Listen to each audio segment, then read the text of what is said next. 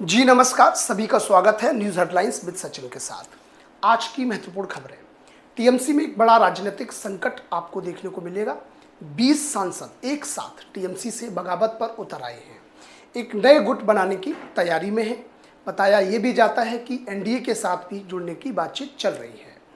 आपको बता दें, टीएमसी के लोकसभा में कुल 28 सांसद हैं। नियम ये है कि यदि कोई सांसद या कोई विधायक किसी पार्टी को छोड़ता है तो उसकी सदस्यता रद्द हो जाती है। अनुसूची 10 संविधान के अंदर इस बात की जिक्र है, दल बदल कानून के अंतर्गत। आपको बताएं, यदि 2/3 सांसद या 2/3 विधायक एक साथ पार्टी को छोड़ते हैं तो उनकी सदस्यता पर कोई दिक्कत नहीं आएगी।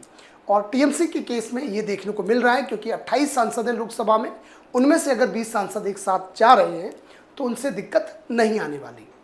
तो कुल मिलाकर उनकी सदस्यता बनी रहेगी। दूसरी खबर आपकी वैश्विक रक्षा परिदृश्य में भारत की स्थिति को लेकर है। दुनिया की जो सभी बड़ी शक्तियां हैं रक्षा के क्षेत्र में, उसमें भारत 5वें स्थान पर आता है।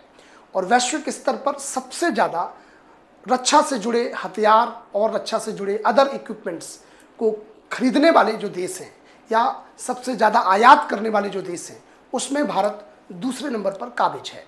भारत अपनी राष्ट्रीय सुरक्षा और सैन्य आधुनिकीकरण पर भारी निवेश कर रहा है। ये आंकड़े ये दर्शाते हैं कि भारत आने वाले समय में दुनिया की एक बड़ी शक्ति के रूप में उभरेगा। तीसरी जो खबर कॉकरोच जनता पार्टी से है, जिसका देशव्यापी प्रदर्शन इस समय चल रहा है। इनकी प्रमुख मांग केंद्रीय शिक्षा मंत्री धर्मेंद्र प्रधान के इस्तीफे को लेकर है। आपको बता दें, नीट के एग्जाम में जो धांधली हुई या अन्य परीक्षाओं में जो दिक्कतें आई हैं, इसको लेकर शिक्षा मंत्री का इस्तीफा मांगा जा रहा है। और कॉकरोच जनता पार्टी जो कि अभिजीत जी जो कि इसके संस्थापक हैं, उनसे जुड़ी हुई है। और अभी हाल में ही भारत में वो अमेरिका से आए हैं और उन्होंने जंतर मंतर पर प्रदर्शन भी किया था, जो काफ़ी सफल रहा। अगली खबर पर हम रुख करते हैं, जो कि ओमान तट से है।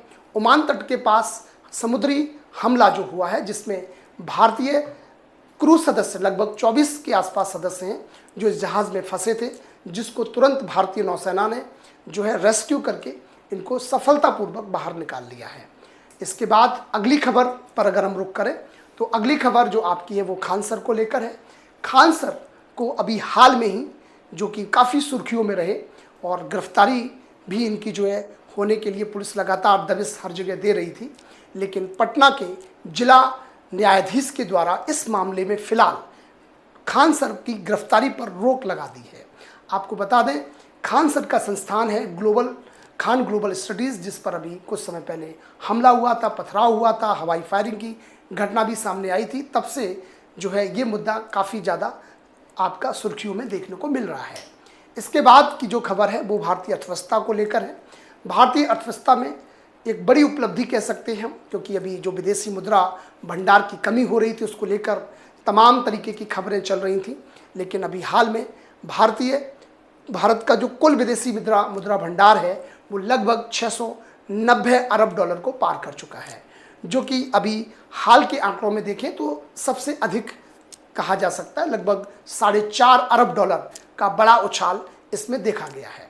तो आज की ये महत्वपूर्ण खबरें थी और नई खबरों के लिए आप हमसे जुड़े रहिएगा। अगले एपिसोड में आपको फिर मिलेंगे, तब तक के लिए धन्यवाद।